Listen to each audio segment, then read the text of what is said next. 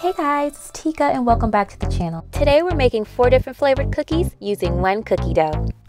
And if you're interested in more small batch recipes like the one you see here, feel free to subscribe and don't forget to click the bell so you can be notified every time I post a video. For these cookies you'll need a little sugar, some all-purpose flour, cream of tartar and baking soda, some vanilla extract, an egg, M&Ms, sprinkles, cinnamon and sugar, Oreo crumbs, and some super soft butter. So for these cookies, we're going to begin by whisking together all of our dry ingredients, and then we're just going to set these to the side. In another large bowl, I'm going to start by adding in all of my soft butter and all of my sugar, and then I'm going to cream these guys together until everything is nice and light and fluffy. Okay, so at this point everything is looking good, and I'm going to go ahead and add my egg in here now, and my vanilla, and then I'm just going to mix these guys together until that egg is just combined.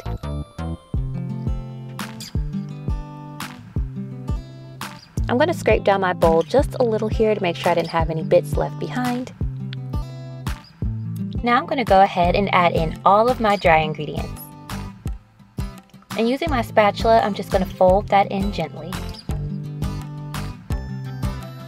And once I've gotten it pretty much almost incorporated, I'm going to take a little bit of this dough and I'm going to add it into 4 separate bowls.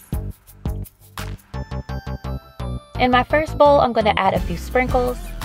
In my second bowl, I'm going to add some Oreos. And in my last bowl, I'm just going to add some of these little mini M&Ms. And then I'm going to mix everything together.